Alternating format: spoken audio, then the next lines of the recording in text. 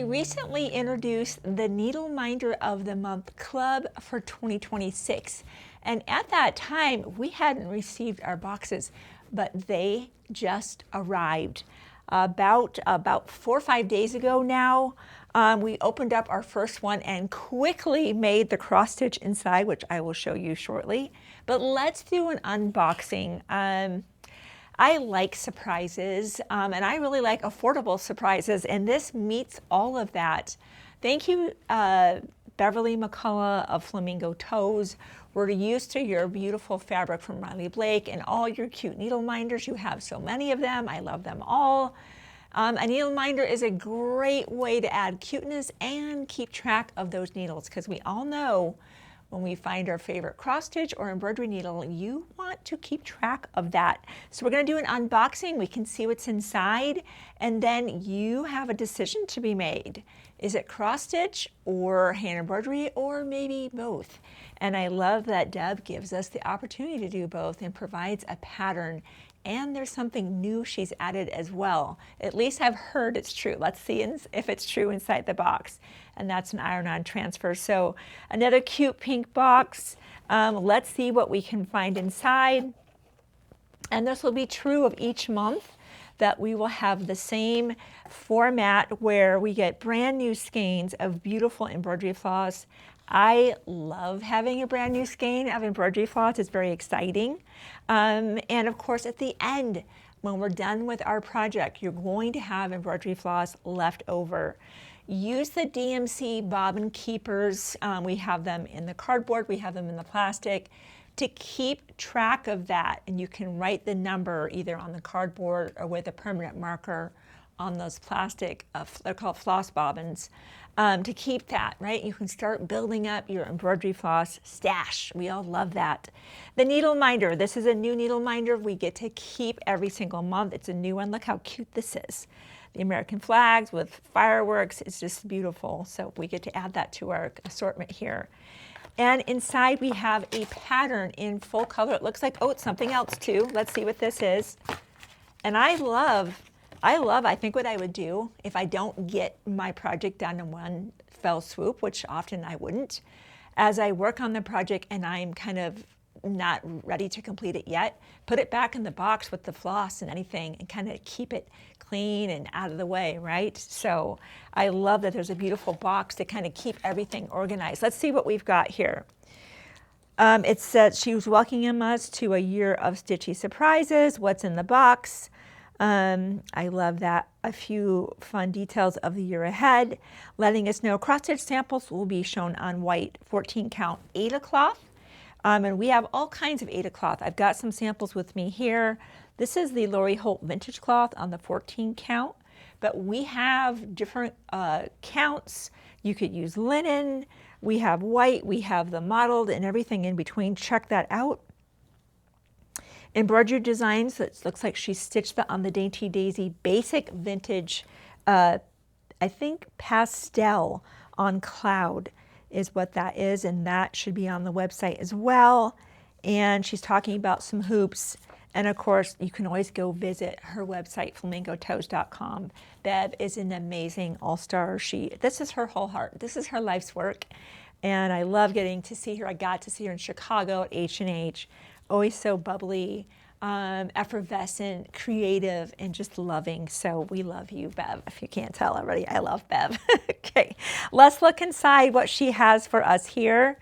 This is new. Look at this right here. We have, oh my goodness, Bev, you outdid yourself. We have a Trace Me version if you want to do hand embroidery, and a Transfer Me version, which is so lovely. And of course, the cross stitch version, we opened that up. I had a willing and eager stitcher, and I hadn't even seen what was in the box. So here it is. They stitched that in, I think, a day and a half with the floss here. We ended up using the malted milk from Lori Holt, or this could be beautiful on just a pure white. So whatever you would want to do, that's what that cross stitch will look like. This was last year's, by the way. So you can see we also got to start off with the July project in 2025.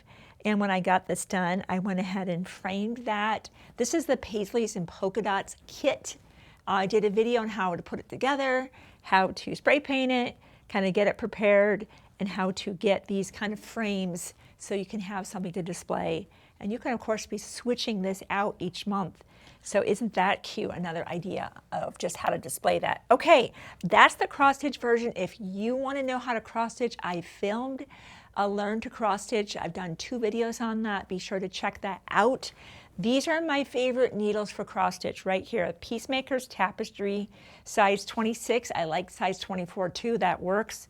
The John James is a size 24. These are incredible needles, super affordable, but that's my go-to needle. You'd want to also grab an embroidery hoop.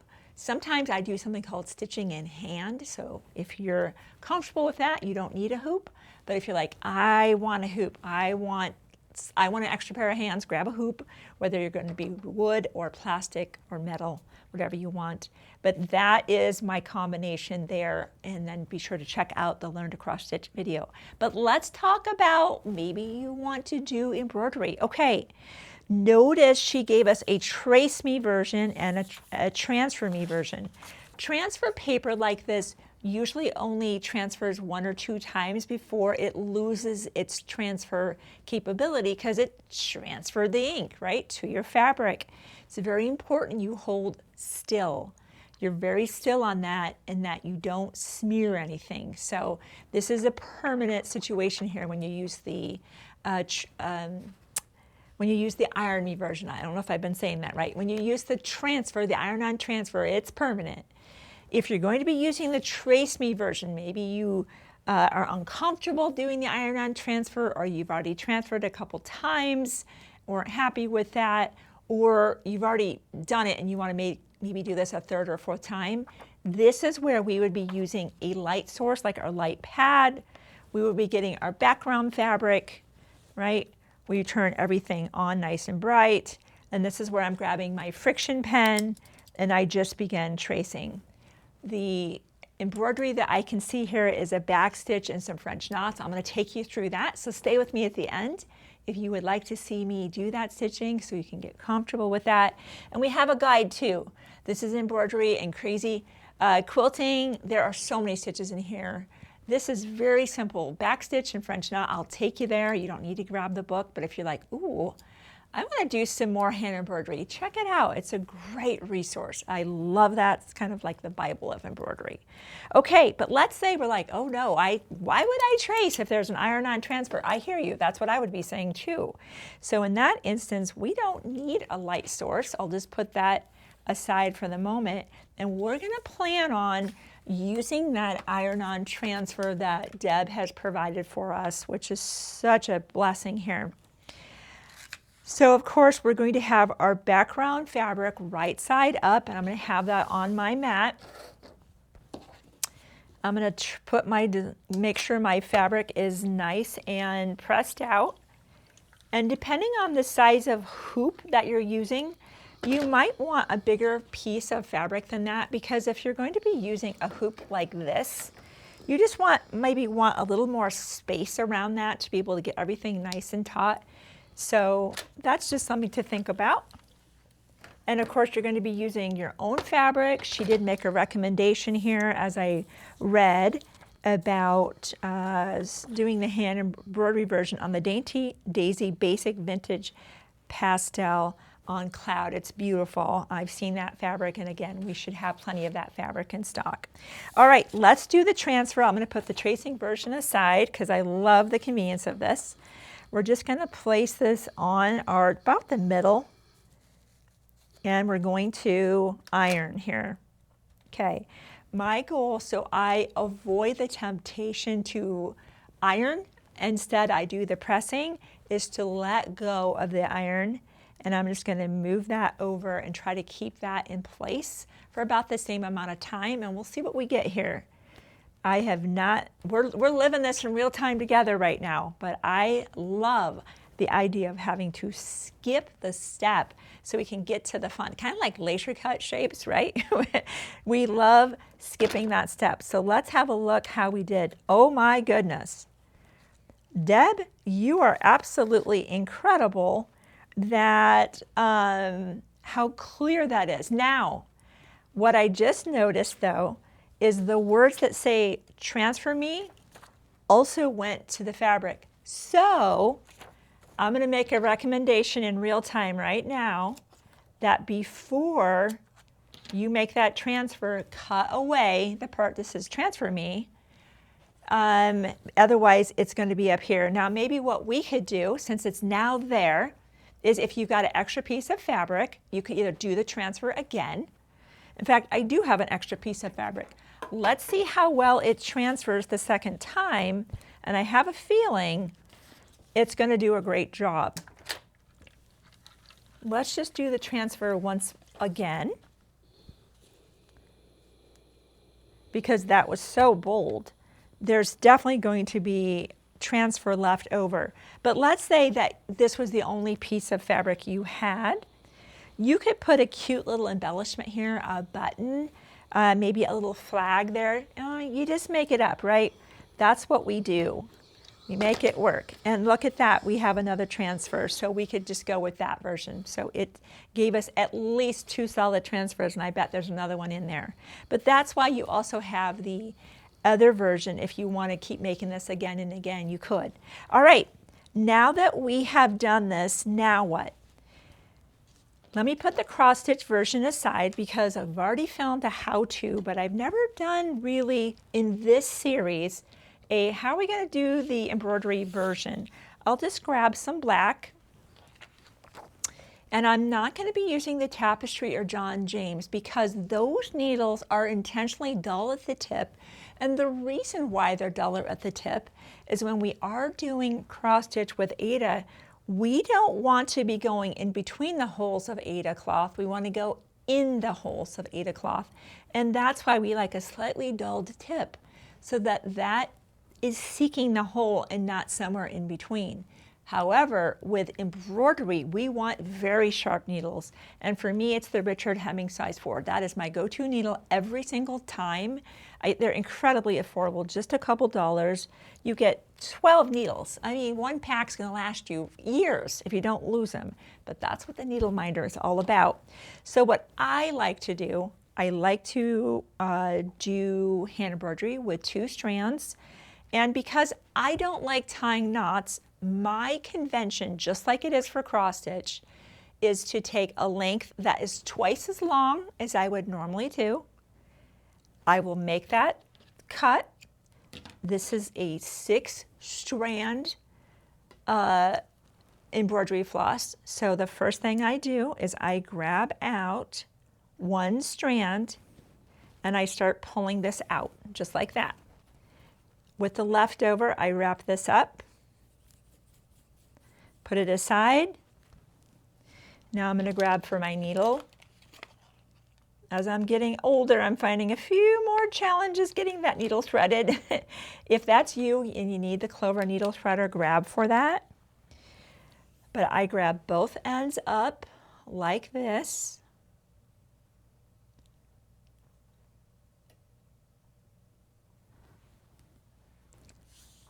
Get that end just a little bit wet here, and then I'm going to thread that needle, and I have a tail. Notice what that does right now is it makes a loop down here. So I'm going to actually have our camera man, Apollos, come in a little closer so that you can see how I'm going to do the embroidery version, which will be the back stitch, and our goal will be to sew stitch directly on the line, and then those little circles will be French knots, and that's what we'll be touching. That's all you need to do, obviously in the various colors. I just got black so you can see it very clearly, but let's get a little bit closer so if it's been a while or maybe you've never done hand embroidery, you can see exactly how fun and easy it is. So you have an option of whether you want to stitch by hand, in hand, where I'm just holding it this way, or if you want to choose a hoop. If you're a beginner, I would highly recommend a hoop. And how we actually manage our hoop is you're trying to center the design here, and I'm just going to flip that over, and I squeeze, and I'm going to try to center that a little bit better there. So do you see how that's nice and taut now? You're not having to hold everything nice and taut. It just keeps it like an extra pair of hands. Okay. And whether you choose wood, you choose the plastic. This is a metal portion, of course, and this is plastic. There is no difference to me. I have equal. It's just your matter of your preference. Okay. So what we're going to do is we always want to start. There is no convention or rule where you start. But you want to think about, okay, let me think about my design here. Let's look at our design. If we know, okay, well, it looks like this is going to be blue from here to here to here, you're just keeping your pattern handy. And you might say, okay, well, I'm going to start, you wouldn't want to start there, right? You would, although you could start here, come down, come across, jump down. You can plan your own approach. What we don't want to do is go from here and jump down here. That is something you want to avoid because we have a light colored fabric, and when the embroidery floss is skipping across the back, especially if you're going to frame this later on, you are likely, so you can probably even see that. I don't know if you can see that through the camera. You will see that. So you want to just be mindful. Okay, but let's get started on how do we do this whole backstitch thing? All right, I'm going to come up here, right in that corner, and I'm going to take a small, go down just a small distance. And the goal is to split the lines that have been wonderfully transferred with my needle. Now remember, because we took a nice long strand, see that loop? Look, I scoot underneath it. And I'm now attached. There's no knots to come undone. There's no knots to create. This is why I love having a long strand, twice as long, bring the ends up and create this loop. A flight attendant taught this when I was on a delayed flight in San Francisco. Had to be 20 years ago now, and I've never forgotten it. She saw me tying knots. She said, "Can I show you something?" I said, "Yes." So now we go downstream, again, splitting the line with the needle, and I move back toward myself. That's how I always think about cross stitch, or excuse me, about hand embroidery, is because I'm coming back toward myself. I go downstream, I come back. I go downstream, and I come back.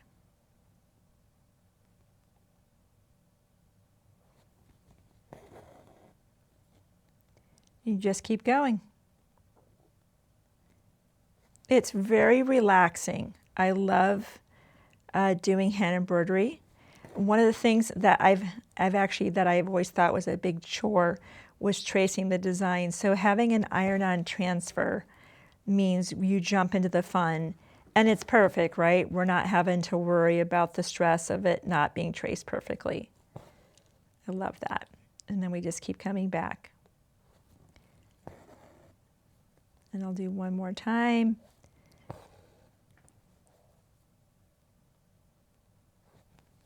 Now let's say we wanted to end that. What I do is I go underneath my stitching on the back side, go through the loop once, go underneath again, go through the loop for a second time, and then I cut, okay? Now let's talk about French knots. Now I would get started here, and I would do, I would do the embroidery, do the French knot, and either loop, probably actually come here to this point, do the French knot, and then come back down.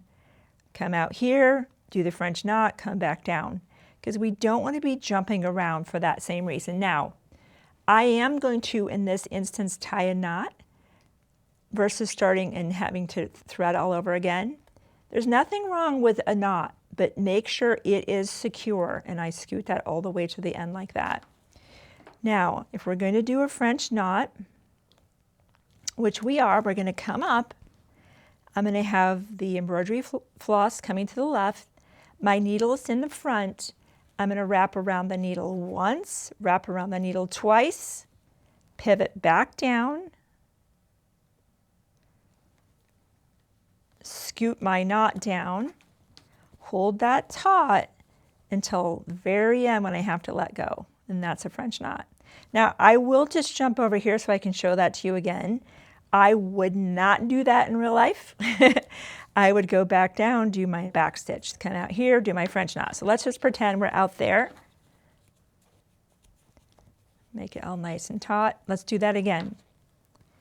Off to the side, needles in the front. Wrap one time, wrap two times. Pivot downward. Notice I'm holding on to that, scooting the knot down, holding on until I have to just let go at the very end right there. That's how you do a French knot. Now remember, you've already done embroidery, you've already done backstitch up to here. So when you get ready to tie this off, you're able to scoot underneath this just like I did a couple times and tie off. So that's it. Backstitch and French knots, easy peasy. And again, if you want a guide of just to have something to refer to, be sure to pick up that stitchery book. It has all kinds of stitches inside. So you can see this is a pink box full of fun. Thank you again, Bev. You have the option of doing the cross stitch or the hand embroidery, and now the transfer. Talk about a dream.